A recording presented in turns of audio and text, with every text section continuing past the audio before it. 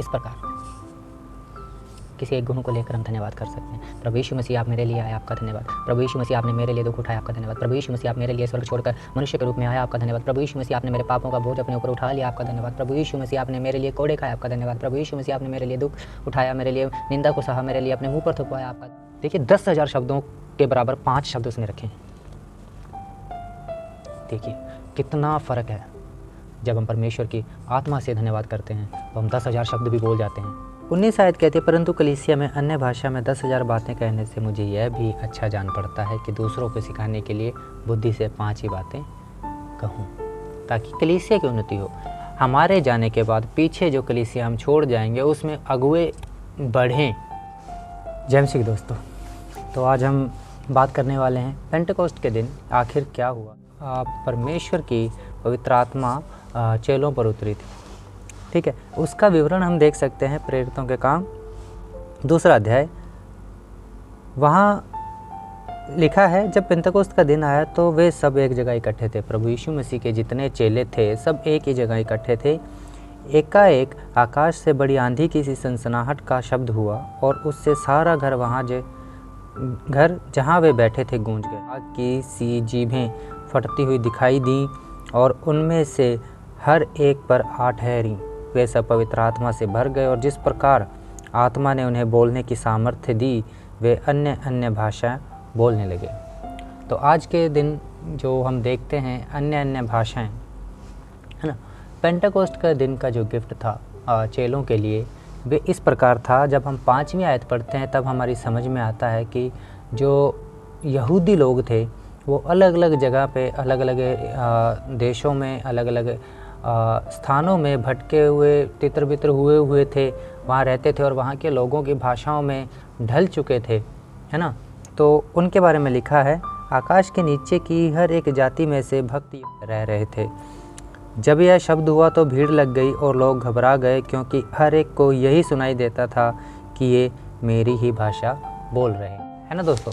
हर एक को यही शब्द सुनाई दे रहा था कि ये जो बोल रहे हैं, जिनके ऊपर पवित्र आत्मा आई है, जो पवित्र आत्मा से भरपूर हैं और जो वचन सुना रहे हैं, जिस भाषा में बोल रहे हैं वह मेरी भाषा है। कौन सी भाषा?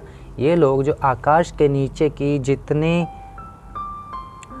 की हर एक जाति में से यहूदी भक्त यहूदी यरूशलेम में रह रहे थे।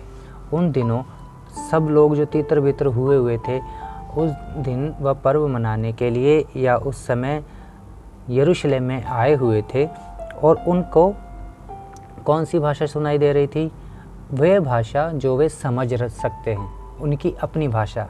वे चाहे किसी भी भाषा में बोल रहे हों, लेकिन जो शब्द उनके कानों में पड़ रहे थे, जो आवाज़ उनके कानों में पहुंच रही थी, वह वो भाषा थी जो वो समझ रहे थे, है ना।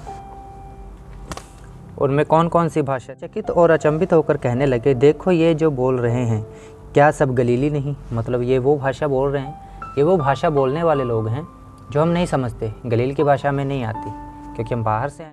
ये कौन कौन सी भाषा बोल रहे हैं दोस्तों? वे कौन कौन से लोग हैं? किस किस भाषा के लोग हैं जो इनके वचनों को सुन रहे हैं, पवित्र आत्मा की अगुवाई की ओर मन लगा रहे हैं? तो वे भाषा जो वे बोल रहे थे वो थे पार्थी और मेदी और एलामी और मेसोपोटामिया और यहूदिया और कपदुकिया और पुंतुस और आसिया और फ्रूगिया और पंफूलिया और मिस्र और लीबिया देश जो कुरेने के आसपास है, इन सब देशों के रहने वाले और रोमी प्रवासी अर्थात यहूदी और यहूदी मत धारण करने वाले क्रेती और अरबी भी हैं, परंतु अपनी अपनी भाषा में उनसे परमेश्वर के बड़े बड़े कामों की चर्चा सुनते हैं। और वे सब चकित हुए और घबरा कर एक दूसरे से कहने लगे, ये क्या हो रहा है? ये जो गलीली लोग हैं, एक इंसान कितनी भाषा जान सकता है? लेकिन ये जो गलीली लोग हैं, जो वचन, जो परमेश्वर के बड़े बड़े काम हमें सुना रहे हैं, जो बता रहे हैं, वे मेरी ही भाषा में। कितनी भाषाएं? कम से कम 14-15 भाषाओं के आसपास यहाँ पर बात हो रही है। दोस्तों देखिए, अन्य भाषाएं, इसको और अच्छी रीति से हमें समझना है कि अन्य भाषाएं हमें कब बोलनी चाहिए, कब नहीं बोलनी चाहिए। अन्य भाषा हमारे पास ऑथेंटिक अन्य भाषा है। ऑथेंटिक मैं क्यों कह रहा हूँ कि आजकल बहुत से लोग हैं जो एक दूसरे को देखकर उनकी कॉपी कर लेते हैं, है ना। कुछ शब्द मुझे आज भी याद है, जब मैं शुरुआत में पेंटिकोस्ट चर्च में जाया करता था, तो जो वे अन्य भाषा बोलते थे, तो कुछ शब्द मैं उनको देख देख के मुझ में कोई अगुवाई नहीं थी दोस्तों, मैं आपको क्लियर बता दूं। तब भी वे बोलते थे, उनको सुनता था, और उनका जो शब्द मेरे कानों में पड़ते थे, मैं मेरे कानों में पड़े और मेरे मन में बैठ गए, और वे आज भी हैं, है ना। तो ना तो उन्होंने कभी उन शब्दों का अर्थ हमें बताया, ना ही मुझे आज भी उन शब्दों के अर्थ मालूम है। क्यों नहीं मालूम है? क्योंकि अनुवाद उनका हमें नहीं मिला, है ना। तो प्रेरितों के पहला कुरिन्थियों में इस अन्य भाषा के बारे में लिखा है। हम ये तो जान गए हैं कि पवित्र आत्मा, जो सबसे पहला पवित्र आत्मा जो हमें दिया गया, हमारी अगुवाई के लिए चेलों के पास पहुंचा, जो इतने बड़े प्रचंड रूप से उतरा था कि आग की सी जीभ की सी लपटें दिखाई देती थी और उनको चारों तरफ से घेरे हुए थे। इतना सामर्थ्य के साथ वह उतरा था। तो जब हम इंसानों के पास, हम मनुष्य के पास परमेश्वर का आत्मा आता है, तो आज हम किस भाषा में परमेश्वर की आत्मा को सुनते हैं? हमें इब्रानी नहीं आती, तो हम अगर परमेश्वर को जानना चाहें तो हमें परमेश्वर ने हिंदी में अनुवाद करके अपने वचन को दिया है। पहला कुरिन्थियों में 14 अध्याय लिखा है। 14 अध्याय हमें स्पष्ट करता है। 13 अध्याय की 8 आयत में ज़रूर पढ़ना चाहूँगा। प्रेम कभी टलता नहीं, भविष्यवाणियाँ हों तो समाप्त हो जाएंगी, भाषाएं हों तो जाती रहेंगी, ज्ञान हो तो मिट जाएगा, क्योंकि हमारा ज्ञान अधूरा है, हमारी भविष्यवाणी अधूरी है, परंतु जब सर्व सिद्ध आएगा तो अधूरा मिट जाएगा, है ना। तो दोस्तों, ये वचन हमें बताता है कि समय समय पर बदलाव आते रहते हैं, ना। इससे हमें पता चलता है कि कुछ बातें पीछे रह जाती हैं, कुछ बदल दिया जाता है। तो भविष्यवाणियाँ हैं, जाती रहेंगी, भाषाएं हैं, जाती रहेंगी। ये परमेश्वर के उस आखिरी समय की बात है, जब प्रभु यीशु मसीह आएंगे और हम सब एक हो जाएंगे, है ना। एक हो जाएंगे तो ये सब चीज़ें, हमें इनकी ज़रूरतें नहीं रहेंगी। भाषाओं की, भविष्यवाणियों की हमें ज़रूरत नहीं रहेगी। ये स्पष्ट हमें करता है। प्रेम कभी टलता नहीं, परमेश्वर का प्रेम कभी टलता नहीं, ये स्थिर है, लिखा है ना। पर अब विश्वास, आशा और प्रेम, ये तीनों स्थायी हैं, इनमें सबसे बड़ा प्रेम है। ठीक है, तो अब हम आते हैं अन्य भाषाओं पर। सब प्रभु यीशु मसीह के टाइम पर ये सब कुछ ख़त्म हो जाएगा, चाहे हम अन्य भाषा बोलते हों, भविष्यवाणियाँ करते हों, अपने आप को बड़े प्रॉफिट कहलाते हों, हम बड़े भविष्यवक्ता कहलाते हों। लेकिन प्रभु यीशु मसीह जब दोबारा आगमन होगा, हम परमेश्वर के उपस्थिति में पहुंचाए जाएंगे, तब हमें इन सब चीज़ों की ज़रूरत नहीं रहेगी। वहाँ एक ही भाषा होगी, एक ही मत के लोग होंगे और हम सब एक ही परमेश्वर की आराधना करें। क्योंकि जो अन्य भाषा में बातें करता है वह मनुष्यों से नहीं परंतु परमेश्वर से बातें करता है, इसलिए कि उसकी बातें कोई नहीं समझता, क्योंकि वह भेद की बातें हैं, आत्मा में होकर बोलता है। 14 अध्याय 2 आयत। सबसे ज़रूरी चीज़ में जब हम बात करते हैं, वह कलीसिया में जब हम बोलते हैं और हम उसका अनुवाद नहीं कर पाते, ठीक है, अनुवाद नहीं कर पाते, तो हम जो करते हैं, अन्य भाषा गलत नहीं है, मैं गलत नहीं बोल रहा हूँ। अन्य भाषा जब हम बोलते हैं, अन्य भाषा में जब हम बात करते हैं कलीसिया में, अन्य भाषा होना हमारे लिए ज़रूरी है, क्योंकि वे कौन सी भाषा है? परमेश्वर से बातें करता है, इसलिए कि उसकी बातें कोई नहीं समझता, क्योंकि वह भेद की बातें आत्मा में होकर बोलता है। वे बातें जो परमेश्वर समझता है, वो बोली है। तो क्या परमेश्वर हमारी बोली नहीं समझता? परमेश्वर हमारी बोली समझता है। क्यों समझता है? क्योंकि ये भाषाओं का भेद परमेश्वर ने ही हमें दिया है। हम जो भी अलग अलग भाषाएं बोलते हैं, ये परमेश्वर तो जानता है, क्योंकि उसी के द्वारा हमें ये सब कुछ मिला है। इसकी एक हिस्ट्री है, आगे आने वाले टाइम में, भविष्य में आपको बताया जाएगा कि हम सब ये अलग अलग भाषाएं क्यों बोलते हैं। हमारी भाषाओं में फ़र्क क्यों है, हम एक ही भाषा क्यों नहीं बोलते हैं। यह भी हम मनुष्यों की गलती है। एक समय था, बाइबल बताती है कि सारी पृथ्वी पर एक ही भाषा थी, लेकिन हमने परमेश्वर के सम्मुख फिर बलवा किया और हम अलग अलग हो गए। उसके बारे में हम फिर बात करेंगे कभी। हाँ, ये भेद की बातें हैं जो हम परमेश्वर के साथ अन्य भाषा बोलने वाला बोलता है। जो अन्य भाषा में बातें करता है वह अपनी ही उन्नति करता है, परंतु जो भविष्यवाणी करता है वह कलीसिया की उन्नति करता है। मैं चाहता हूँ कि तुम सब अन्य भाषाओं में बातें करो, परंतु इससे अधिक यह चाहता हूँ कि भविष्यवाणी करो, क्योंकि यदि अन्य भाषाएं बोलने वाला कलीसिया की उन्नति के लिए अनुवाद ना करे तो भाषा बोलते हो। कुरिन्थियों की कलीसिया को पौलुस लिख रहा है कि तुम सब चाहे जितनी भी अन्य भाषा बोलते हो, तुम सबसे अधिक बोलता हूँ। परमेश्वर का धन्यवाद करता हूँ, और हमें करना भी है कि परमेश्वर ने हमें अन्य भाषा का वरदान दिया है कि हम अपने आत्मा से भरपूरी से परमेश्वर की महिमा करें, स्तुति करें। लेकिन 19 आयत में पौलुस यह क्लियर करता है, 16 आयत में कहता है कि जो नहीं जानता अन्य भाषा, तू तो कर रहा है, तो अन्य भाषा में करते करते करते करते आमीन बोल दिया, लेकिन जो दूसरा आदमी है, सुन रहा है, तेरी प्रार्थना में सहभागी है, तेरी आराधना में सहभागी है, वो धन्यवाद कैसे बोले, वो आमीन कैसे बोले? उसे शब्द समझ में ही नहीं आया, उसका अर्थ ही नहीं समझ में आया, तो वो आमीन कैसे कहे? नहीं कह सकता, लेकिन वह कह देता है। वो इसलिए कह देता है कि वह विश्वास करता है कि पवित्र आत्मा है और परमेश्वर की ओर से है। वो समझ कर नहीं, विश्वास से कर देता है। तो जो समझा नहीं, उसने विश्वास से कर तो दिया, उसकी उन्नति नहीं हुई, उसकी आत्मिक उन्नति नहीं हुई। दोस्तों, अन्य भाषा जरूरी है, वचन कहता है बिल्कुल ज़रूरी है, उसका अनुवाद उससे पहले ज़रूरी है ना।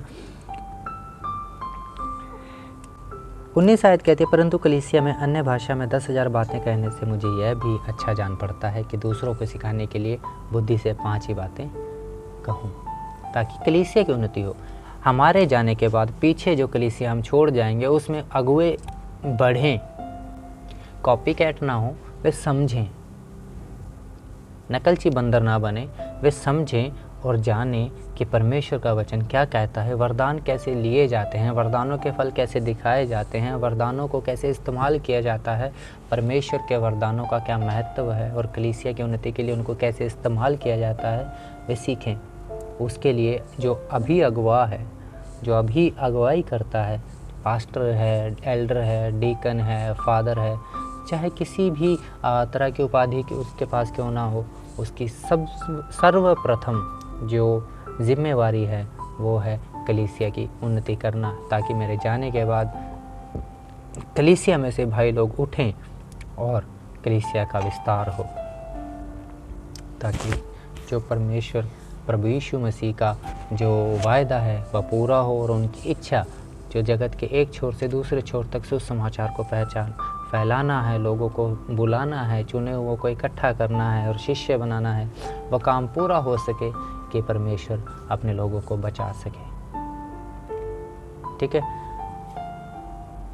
अन्य भाषा बोलिए, ज़रूर बोलिए, लेकिन तब बोलिए कलीसिया में जब आप उसका अनुवाद जानते हो। यदि आपको अनुवाद नहीं आता तो अन्य भाषा है, आप पर्सनली परमेश्वर के साथ उसके सम्मुख बैठ सकते हैं, लेकिन कलीसिया में अवॉइड कीजिए, ताकि जो लोग आपको सुनने, आपके द्वारा परमेश्वर को जानने के लिए आ रहे हैं, उनकी आत्मिक उन्नति हो सके, ना कि बल्कि उनका जीवन जो है इस बात में ही फंसा रहे कि इनको तो पवित्र आत्मा मिल गया, मुझे कैसे मिलेगा। और वो 2 साल, 3 साल, 4 साल, 5 साल तक आ रहा है लगातार, आते आते, देखते देखते, सुनते सुनते, सीखते सीखते वो आपकी कॉपी कर ले, उसको इस वरदान का महत्व ना पता चले।